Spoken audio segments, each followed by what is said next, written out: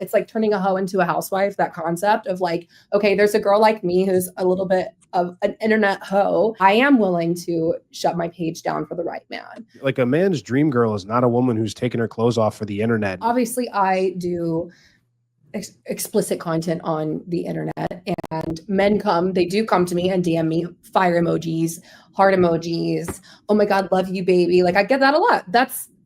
They're my fans. I appreciate them. But I will say that there are a lot of men that are very clearly in relationships with what you would consider a traditional conservative woman. But all of those men are either cheating on their wives, they're paying for girls, like physical sex with sex workers, or they're subscribing to OnlyFans. And I know that that's a huge issue because I see it posted about a lot.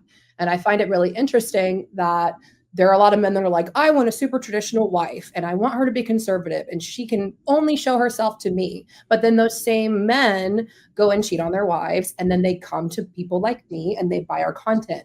So isn't it kind of like a catch-22? Because there are men out there that want a girl that's like me, but then it's like turning a hoe into a housewife, that concept of like, okay, there's a girl like me who's a little bit of an internet hoe, and then I am willing to shut my page down for the right man. So isn't that man going to be like, oh wow, like I got like the dream girl, she's provocative, she's flirty, she's fun, and now she's only giving that to me? Like, No, because you've given it away to other men in the past. Like a man's dream girl is not a woman who's taken her clothes off for the internet and who's shown off her body since she was however old. But that's your perspective. That's not the perspective. No, but that is the perspective of high value men that value themselves. The men that are coming to your page and the men that are married that are subscribing to you are not high value guys. They're not masculine leaders that are virtuous and that are leading in the relationship. They're horribly lonely beta males that have been completely underfucked by their wives, and they have no backbone. They have no idea how to lead. They've completely lost themselves because they've been browbeaten by the nagging wife I talked about in the opening thing. There's no guy out there who has, like, men want a WHORE for them in their bedroom only. Every man, a man doesn't want a whore. He wants his woman to be his whore and his whore only. That's what men are looking for. They want a woman that does the right things, and men have to get there by their own volition. Don't get me wrong, but there's not a guy out there who can get laid or who's spoiled for options, who is spoiled for choice and has his pick of the litter that's sitting there watching you blast yourself on camera. It's just not, and I don't mean to be so terse with it, but it's just, that's not your demographic. You know why? Because you're not with any of those guys.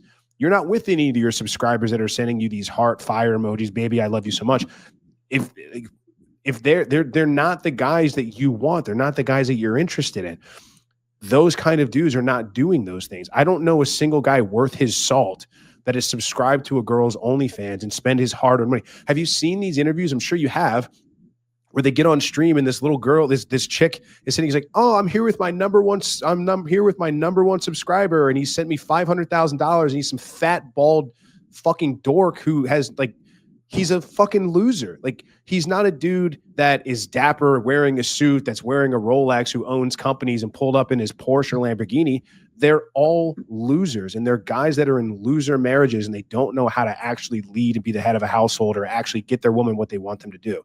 So to answer your question, no, the guys that are coming and subscribing to OnlyFans are not the guys that you would want to be with anyway. Well, I didn't say guys. That part. I was more so saying sending the most fire emojis is not the best way to get a girl. That is not how that works. Like, the guy who you're actually going to be willing to shut your page down for because he can support your lifestyle, he's not the same guy who is also your fan sliding in your DMs with fire emojis and paying for your content. They're two different types of guys. Yeah, I agree with that.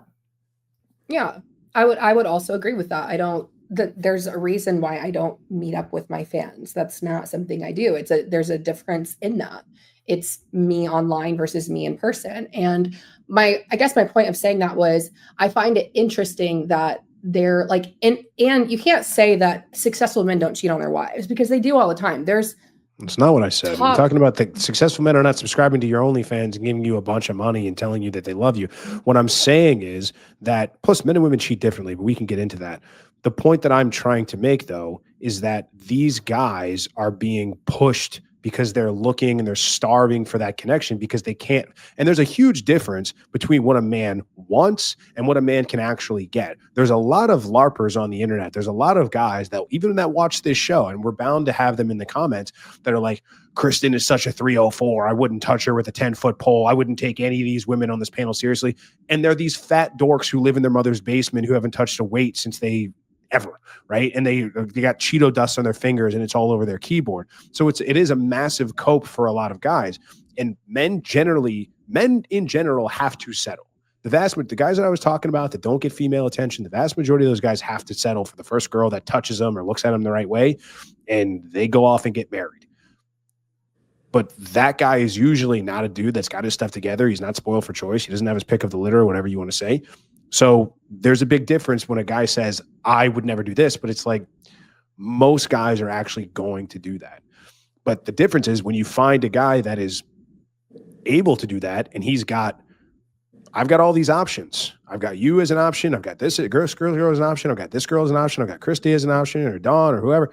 And I'm going to line you all up. And if I choose to be monogamous, because guys shouldn't really have to, or they don't need to if they don't want to. They certainly are not doing it on a large scale if they're high value enough. But if they choose to, they're going to weigh and say, okay, who's got the most checkered past? Who's got the best relationship with her father? Who's not showing her body all over the internet for men? Who's not using her body to get things from men on Instagram? Who's not entertaining other guys in their DMs? Who doesn't have whatever? That's where the red flags come into play. And that's when guys make their choice. So it's not the men that are in your DMs making those choices. It's the opposite. Okay, but can't you argue? So you're saying that high value men should be able to not be monogamous, but I'm assuming you're saying the woman needs to be monogamous. They can be not monogamous. When you say that, is that true? Not necessarily. I mean, it depends if I've seen that that's the only way an open relationship ever works. Mm-hmm. A relationship that's open never works if both sides can play equally. I mean, you experienced that. I know you were through an open relationship and an open marriage, but an open relationship can only work if it's open on the man's side and closed on the women's side, specifically because of the way that men and women think about sex and the way they interact and the way that sex for men is not the same as sex for women.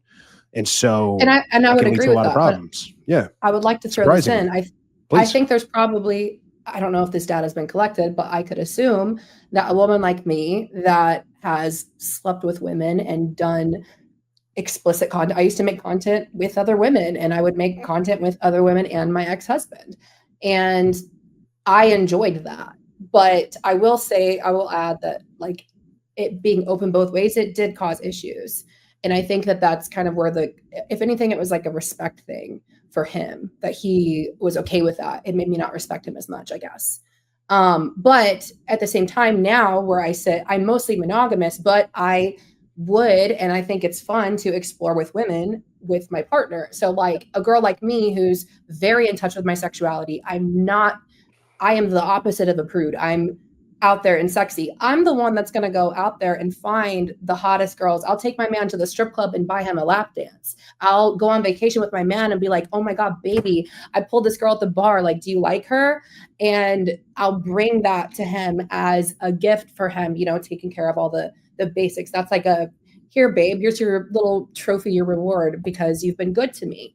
I think that is less likely to happen with a woman that's not comfortable in a bikini, in my opinion.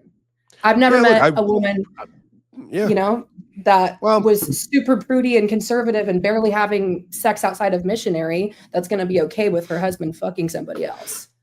Well, I don't disagree with a lot that you said there. I would say I've seen people that have had that work, and if they do the threesome thing, like that's totally within their purview, and that they do that. And that's all fine, well, and good. All right, guys, I really hope that you enjoyed that clip. If you want to check out the full-length podcast episode, you can find that right over here. Also, make sure you visit my website over here where you'll find my supplements, the opportunity to book me privately one-on-one for coaching, and most importantly, my new School of Unplugging, which you'll find on the courses tab. Newer to the channel, hit subscribe.